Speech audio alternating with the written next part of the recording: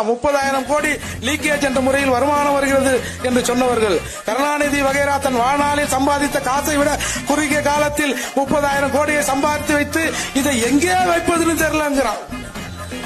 எங்க ஒரு 50 ரூபாய் எங்கன்னா வச்சிட்டோம்னா ஐயோ எங்க வச்சமோ தெரியலையா எங்க வச்சமோ தெரியலையா எங்க வச்சமோ தெரியலையா எங்க வச்சமோ தெரியலையா அப்படின்னு அழுது கொண்டிருக்கிற இந்த சமூகத்துல 30,000 கோடியா இப்ப நான் சொல்லல, நம்ம மரியாதைக்குரிய பிடிஆர் தான் சொன்னாரு, நிதியமைச்சரா இருந்தவர். அது வேற, ஏன்னா அவர் கணக்கு அப்ப சரியா தெரியும் இல்லையா.